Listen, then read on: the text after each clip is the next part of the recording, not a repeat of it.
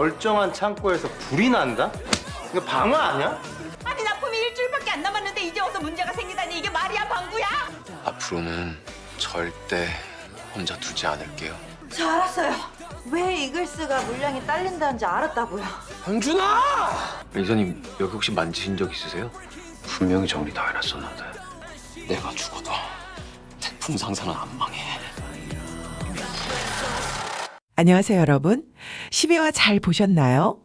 이번 한 주도 고구마 전개로 이어진 정말 답답한 내용이었는데요.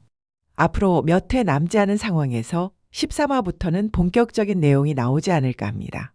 또다시 고구마 전개로 이어진 태풍 상사 12화지만 앞으로의 내용은 사이다 전개가 펼쳐질 것으로 기대하고 11, 12화 간단하게 내용 정리하면서 13, 14화 예고편 분석 들어가 보겠습니다. 태풍은 안전한 조달청 사업에 뛰어들기로 결심했지만 의욕만으로 될 일은 아니었죠. 우여곡절 끝에 조달청에 신청서를 넣었지만 거절당하고 마는데요. 하지만 그때 구관이 명관인 우리의 구이사님이 나타나 이의 신청이 가능하다는 결정적인 정보를 알려주죠. 구명관 이사의 활약으로 입찰 서류를 완성해냈지만 당시 수술용 장갑의 공급처는 단 한 곳뿐이라 높은 마진이 문제였죠. 이때 태풍은 사장으로서의 기지를 발휘하게 됩니다. 본사가 아닌 제조 공장과 계약을 체결해 마진을 낮추기로 하고 입찰에 필요한 장갑 물량을 확보하기 위해 배송중 대리를 홀로 말레이시아에 보내게 됩니다.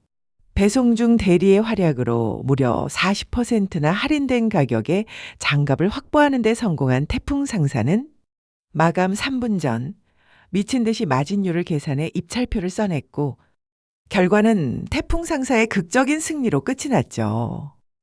그리고 이 모든 패배를 전해들은 최종 보스 표바코는 2억 원이 넘는 손실보다 자기 아들 표현준이 태풍의 능력을 따라갈 수 없다는 사실에 더 격분했을 거예요. 미국으로 돌아가라는 아버지의 지시에 표현준은 복수를 생각합니다.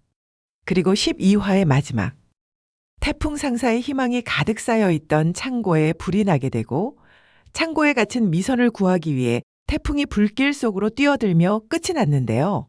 16부작까지 단 4회만 남은 시점에서 이 화제는 모든 관계와 갈등을 폭발시키는 비폭제가 될 것이 분명합니다. 이 화제를 계기로 두 사람의 관계가 더욱 단단해질 것으로 보이는데요. 특히 미선이의 마음이요. 처음 태풍이가 마음을 고백했을 때 미선이는 애써 공과 사를 구분하고 싶다며 선을 그었죠. 물론 미선이도 태풍이에게 마음이 있었겠지만 짊어진 현실의 무게가 너무 무거워서 감히 기댈 생각을 못했던 겁니다. 하지만 이번 일을 계기로 미선이 그토록 단단하게 쌓아 올렸던 공과 사의 벽은 소리도 없이 무너져 내렸죠. 자신을 위해 목숨을 걸고 불길 속으로 뛰어든 태풍을 보며 다시 생각하게 됩니다. 그리고 그녀의 속마음을 태풍이에게 내비치겠죠. 그렇게 두 사람이 서로의 상처를 보듬으며 겨우 마음을 확인하는 것도 잠시.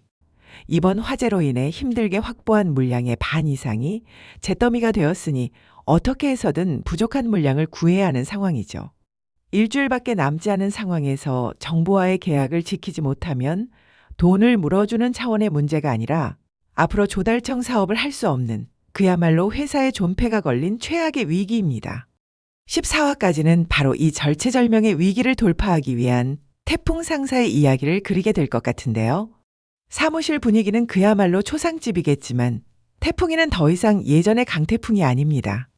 불길 속에서 살아난 태풍이를 중심으로 사이비 종교에서 구출된 구이사님, 태국에서 미선의 실력을 인정한 고과장님, 말레이시아의 영웅 배대리, 그리고 이 소식을 듣고 한달음에 달려왔을 차선택 차장님까지 이 어벤져스가 다시 한번 머리를 맞댑니다. 납기일은 단 일주일.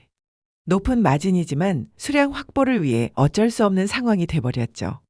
마진 포기를 하고 이글스에 납품 요청을 하지만 수량이 부족해 공급이 힘들다는 답변을 받게 됩니다. 그러던 중 미선은 이글스의 재고를 확인하다 뭔가 흐름이 이상한 걸 발견합니다. 분명 재고가 있어야 할 타이밍인데 누군가 인위적으로 막아놓은 듯 물량이 딱 막혀버린 거죠. 한편 차선택을 만난 표현주는 차용증이라는 존재를 알게 되죠. 그리고 아버지인 표바코가 그 차용증을 찾기 위해 차선택을 매수했다는 사실도 알게 됩니다. 차선택은 녹즙 배달을 핑계로 태풍 상사를 드나들며 기회를 엿봤지만 결국 차용증을 찾아내지 못했습니다. 양심의 가책과 발각될 두려움, 그리고 태풍과 미선의 고군분투에 마음이 약해진 차선택은 표바코에게 받은 돈을 돌려줄 테니 없던 일로 하자고 사정하지만 소용이 없습니다. 이미 표바코 같은 인물에게 반품은 없죠. 그는 차선택에게 반드시 찾아내라며 더욱 거세게 협박합니다. 이제 차용증의 존재를 알게 된 표현준이 아버지의 약점이 된 이 정보를 어떻게 이용할지가 중요해졌습니다. 아버지를 돕기 위해 움직일지 아니면 강태풍을 무너뜨리기 위해 독자적으로 행동할지.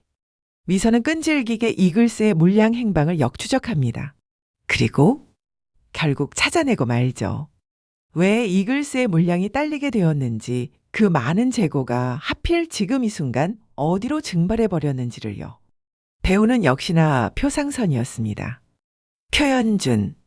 그가 태풍 상사가 조달청에 납품하지 못하도록, 즉 계약 불이행으로 완전히 매장시켜 버리기 위해 시중에 풀릴 수 있는 대체 물량을 그들의 자본력으로 모조리 사들여서 항구에 묶어두고 있었던 겁니다. 정말 치가 떨리는 계획이죠. 창고에 불을 지른 것이 첫 번째 계획이었다면 재고를 싹쓸이해서 아예 숨통을 끊어버리는 것이 두 번째 계획이었던 겁니다. 이 끔찍한 사실을 미선이 태풍에게 보고하는 순간 태풍의 머릿속은 그 어떤 때보다 차갑게 돌아갔을 겁니다. 태풍은 곧장 그 물건들이 묶여있는 항구 컨테이너 야적장으로 달려갑니다. 그곳에는 마치 승전보를 울린 장군처럼 이 모든 상황을 즐기듯 여유롭게 서 있는 표현준이 버티고 있죠. 태풍 상사의 생명줄인 그 장갑들을 발 아래 둔 채로요. 태풍이 분노를 애써 누르며 표현준을 부르는 그 낮고 차가운 목소리. 모든 것을 잃게 생긴 태풍과 모든 것을 빼앗으려는 표현준의 팽팽한 대치 앞에 표현준은 순순히 내어주지 않습니다. 서로 옥신각신하던 상황에 표현준의 입에서 나온 차용증의 존재를 태풍 역시 알게 되죠. 차용증은 단순한 빈문서가 아니었습니다. 태풍 상사를 집어삼키려는 표바코의 아킬레스건이자 돌아가신 강진영 사장이 아들 태풍을 위해 남겨둔 마지막 보험이었으니까요. 표바코 회장은 겉으로는 태풍 상사를 압박하는 절대적인 갑처럼 보였지만 사실 그는 밤잠을 설치고 있었습니다. 수십 년 전 그가 맨주먹으로 사업을 시작할 때 강진영 사장에게 막대한 자금을 빌렸었던 원조 차용증이 태풍 상사 어딘가에 숨겨져 있었기 때문입니다. 강진영 사장은 친구이자 동료로서 표바코가 성공할 때까지 빚독촉 한번 하지 않았지만 표바코는 달랐습니다. 강 사장이 죽자마자 그는 이 은혜를 원수로 갚기로 합니다. 자신이 빌린 돈의 증거를 없애버리면 오히려 자신이 태풍 상사를 빚더미에 앉히고 회사를 통째로 삼킬 수 있다는 사악한 계산을 한 것이죠. 14화 마지막 장면에는 모두가 혈안이 되어 찾던 그 차용증이 아이러니하게도 가장 정직하고 성실한 사람, 오미선에 의해 발견이 되며 차용증의 존재는 15화로 이어질 것 같은데요. 태풍이 부산 출장에서 돌아와 회사를 재정비하던 어느 날, 미선은 낡은 금고 깊숙한 곳, 아무도 거들떠보지 않던 오래된 회계장부의 이중 바닥을 발견합니다. 강진영 사장이 미선에게 장부 정리를 맡기며 했던 말, 미선 양은 꼼꼼하니 내가 믿고 맡기지 라는 말에 진짜 의미가 드러나는 순간이었습니다. 미선이 떨리는 손으로 펼친 서류에는 효상선이 태풍 상사의 막대한 빚을 지고 있다는 채무 기록이 적혀 있습니다. 태풍 상사 건물을 사고도 남을 막대한 원금과 이자 말이죠. 일화에서 태풍이 표현준과의 싸움으로 경찰서에 있었던 장면 기억나시나요? 경찰서에서 표바코와 마주친 강진영 사장이 제가 말씀드린 돈 신경 쓰지 않아도 된다라고 얘기했었죠. 이어서 고양이가 쥐 생각해 주느냐는 표바코의 말은 태풍 상사가 표상선에 빚을 진 게 아니라 표상선이 태풍 상사에 막대한 빚을 지고 있었던 것입니다.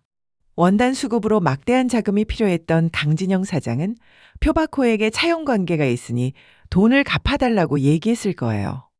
물론 표바코는 갚을 생각이 없지만 생각해본다는 말만 한 상태에서 구실을 찾던 중에 태풍과 현준의 싸움에서 불리한 태풍을 선처해 줌으로써 채무에 관련된 얘기는 없던 일로 됐을 거예요. 고양이는 당연히 채권자인 태풍 상사이고 쥐는 채무자인 표상선이 확실합니다.